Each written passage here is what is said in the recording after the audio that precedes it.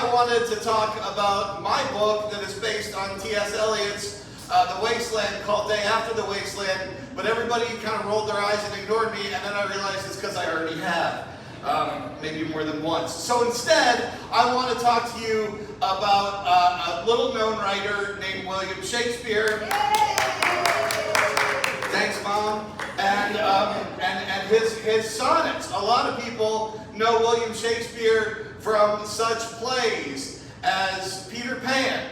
And no, he wrote that Macbeth one and that Hamlet one and a couple of others. But did you know he also wrote sonnets? Okay, well, I guess I'm just going to go then. No, but did you know, like, they're fascinating, those sonnets, because we often think of them as being love sonnets, but just below the surface lies something even deeper. And that's what we're going to talk about tonight, if I can figure it out. So, we talked a little bit about what doth we know about the sonnets. Who here feels like they know enough about what a sonnet is to save me the trouble of telling everybody? Anyone? Oh God, I have to do all the work? Okay, yes, Chance Dibbin. I believe it's 14 lines in a rhyme pattern. Maybe it is not 3 lines? It's a couple. You were close. Yeah, that's right. 14 lines. Thank you so much for that. That's better than I did when I thought about it. Yes, Chance Dibbin, everyone. He will be presenting later, and he's getting a little taste of it right now. Yes, it is 14 lines, 3 quatrains. Each quatrain has its own rhyming scheme: A, B, A, B, C, D, C, D, E, F, E, F, G, G. That's sort of the rhyme scheme there, and it usually centers around a theme or a situation or a concept. And most importantly, bitches love sonnets. Okay, so Shakespeare's writing plays in England, and he's all like at the Globe writing plays, and then there's a bubonic plague. So, like in COVID, when you all were doing sourdough starters, Shakespeare wrote 154 sonnets.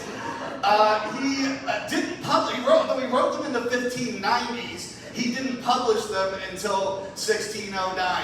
And there is a lot of speculation. Some of them were out a little earlier, but he didn't publish the whole set until 1609. That's probably when he needed the money. And as you can see, it fits into sort of his writing there. He did his histories, and then he did his sonnets, and then he moved on to comedy. And then towards the end of his life, just like I feel mine is going, he ended in tragedy. But we get a lot of our favorite love lines from some Shakespeare sonnets. So they're lines like, "Shall I compare thee to a summer's day?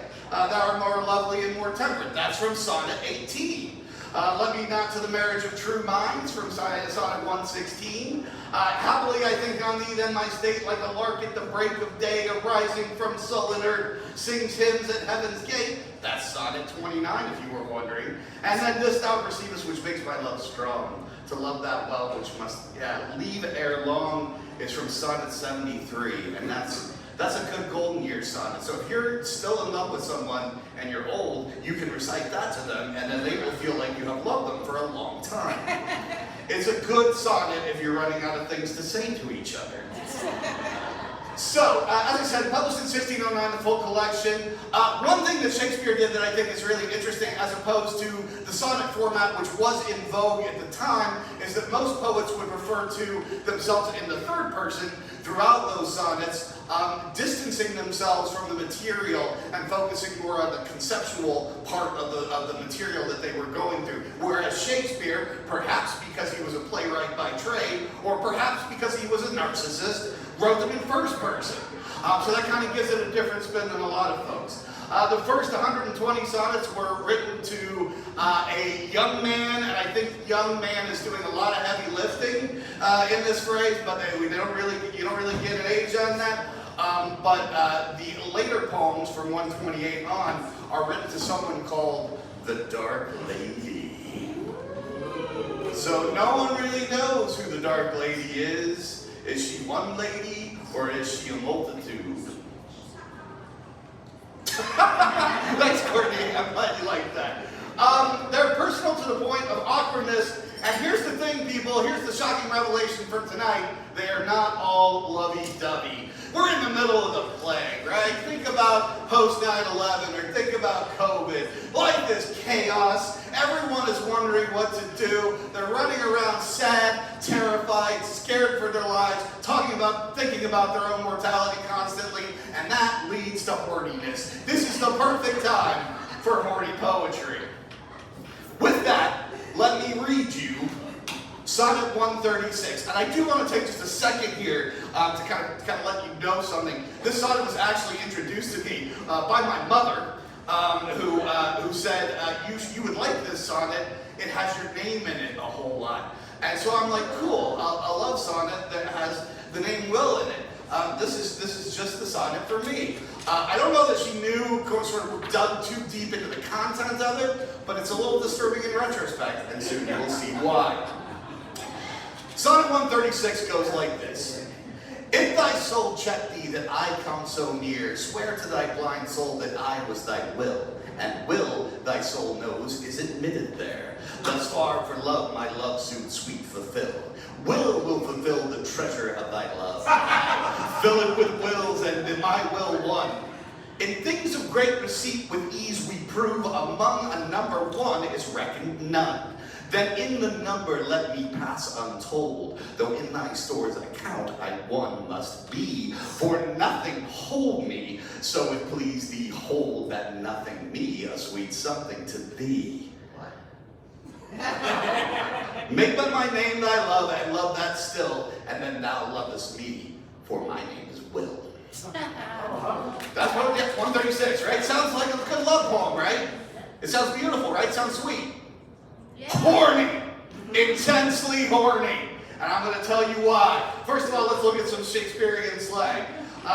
Will, my will, and willpower, in addition to being a clever pun on his name, they are also, his willpower is a reference in the Shakespearean era to your sexual prowess and his willing. So we're talking a little bit, we're using this both as dual of myself and my peen. Nothing and something were slang for male and female parts, and I'll let you do the math on that. You can probably figure that out. Make but my name thy love, therefore it gets a lot dirtier in this context. And here throughout the whole thing, he's kind of using that third person in referring to himself as Will as an ironic literary wink to other things, to the other poets of the time. And he's got a little wink there that's really kind of creepy and terrifying if you look up at the screen. See, that's his ironic wink. That's exactly how he winked. So when we break this down, we look at it this way. The first quatrain, if thou shalt check thee that I come so near, you're basically kind of saying, girl, if you are worried about loving me, that ain't no thing. And then you got to explain why.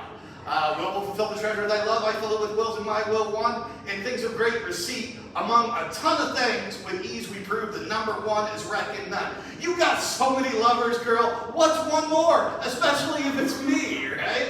And then later on he goes to, for nothing hold me, so it please thee hold that nothing me, something sweet to thee. Love me for thy name, my name, which basically love me for my name, which thanks to my awesome wordplay, is also slang from a peen. Let me get in there, you let everybody else get in there, so you might as well let me get in there. So we're looking at the use of will to blur identity and desire. We're looking at the argument of, you've got plenty of will already, adding my will costs you nothing. And this is a pitch to the dark lady. I know you got a gang, you're full of desire, one more won't matter, let me in anyway. So this is basically kind of a desperate plea done awkwardly in order to try and seduce a woman who already has many lovers by saying, you got so many, what's one more, especially if it's me, because my name is also what I have to offer you. Sexually. I probably need to add that, but I just want to throw that into the game. So, I would like to read you, I kind of did an updated poem, an updated version of the sonnet. For those of you who may want something more contemporary, this is to sort of let you know kind of how it would feel if we were to do a poem like this in today's parlance. Girl, if you tripping because I want to tap you, relax because I'm Will and you love that shit. Will gets you going and you love love that too. So let Will in. Play this out for a little bit. Will come quick and romance that sweet ass. Fill y'all up with wills, cause sweet girl, my will sticks. Put your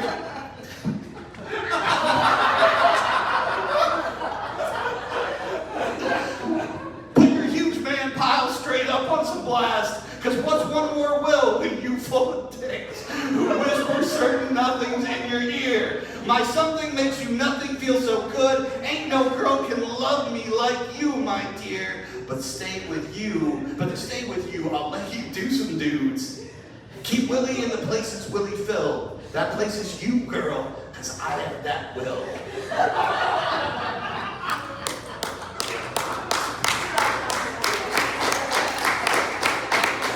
So the next time somebody's like, Shakespeare wrote all those sweet love poems, you can look at them and you can say, nah, horny. Questions? Chance given. You mentioned something about the context of the play and all that, setting up this time frame, and you referenced in modern day 9/11. You know, the reason I referenced that is because at the time there was a whole lot of conversation surrounding post 9/11, like trauma sex. Like firefighters after 9/11 were just they were getting all the action. So I'm saying, you know, people are concerned about dying.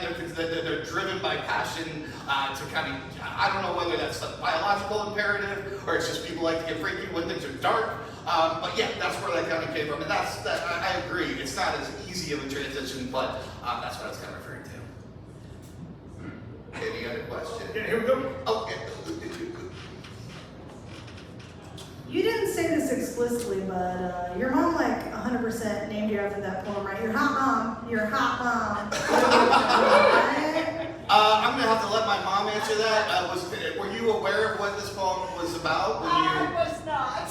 I just cited it. I learned that later and almost died. How much later, and how come you didn't tell me? Probably about 10 years later, and you know why. There you go. Does that answer your question? Yeah, that's my mom. Yeah. Other questions?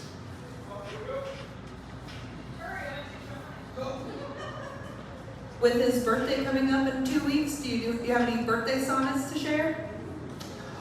You know, I did not prepare any. I was so swept away by the shocking nature of the material I discovered upon researching this that I failed on birthday sonnets. But I think we can all have a quick happy birthday drink to Shakespeare. There we go. Good, thank you. But thanks for Yell that. My dad has a question up here up front.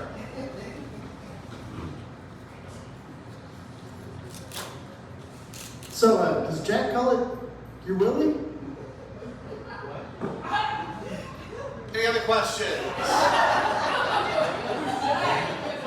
Yes, thank you. I've got a question. Yeah. Well, I hadn't put the meaning of the poem together by the time you went to England, I don't think, and you were Willie to all of us here, and then you went to England, and you were still Willie until everybody figured out what was going on, and now you go by Will.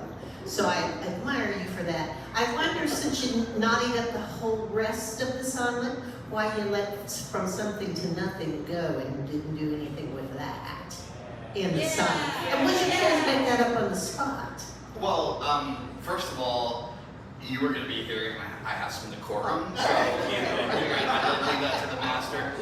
No, I really attempted to synergize the tone of the original piece with the work that I was doing on the modernization of the piece. So the use of something and nothing is in there basically because it kind of made me laugh. So I thought, the same reason I kept a couple of dies in there, even though technically at first I had them y'all or you. I really wanted you to feel like you were transported back to Elizabethan England, but in a modern context, like time travelers. Thank you. Yeah, no, you're welcome.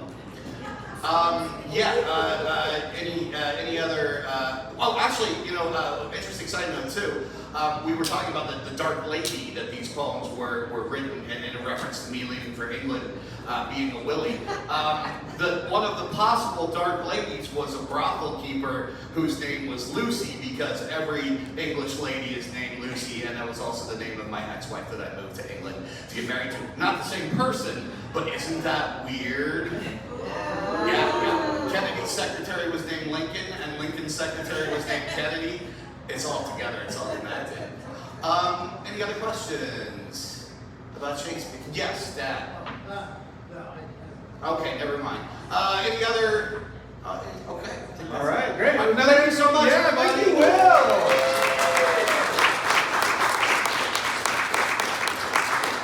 And if you sign up to do a Nerd Nite presentation, you do not necessarily have to do it in front of your mom, but it's always...